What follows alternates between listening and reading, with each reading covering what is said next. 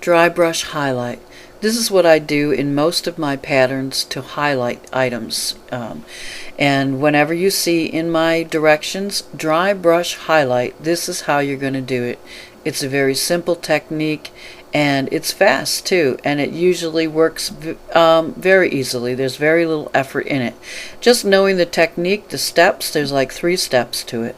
Alright, you will need a stencil brush that's dry and clean, a 1/4 inch or a 1/2 inch. If you're painting on a big area, then you might want to go up to the 1-inch stencil brushes.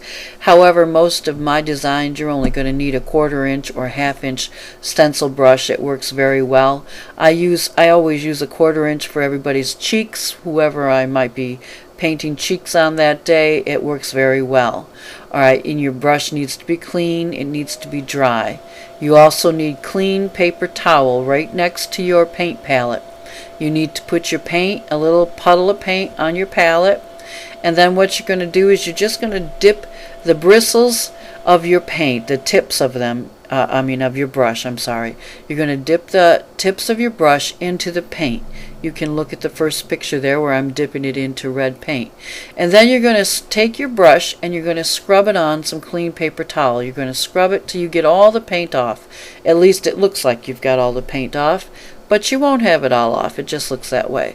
Then you want to take your stencil brush and you put it on the area where you're going to be highlighting, and you put it right straight up on its tips, and then you press down and you swirl and scrub. Alright, you do the 2 things. You want to press down nice and hard, because remember, you've taken off 99% of the paint. So you've got to get the little paint that's left there to come out of that brush. So you're going to need to push down and scrub.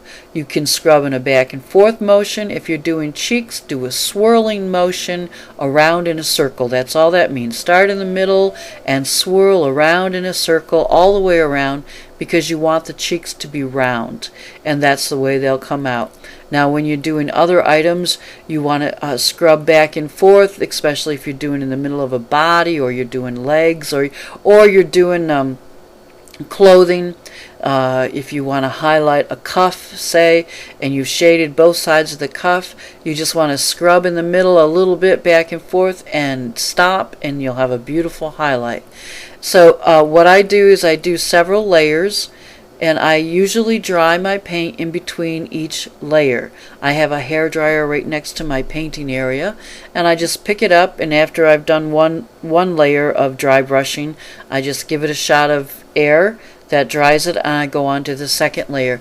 You will probably have to do it 3 or 4 times, and you will have to load your brush each time. So you won't, but you still, the big thing is to have very little paint left in your brush after you scrub it on the paper towel. If you have a lot of paint in your brush and you go to scrub it on your face of your item that you've painted, you're going to have big blotches, and you are not going to be happy with that.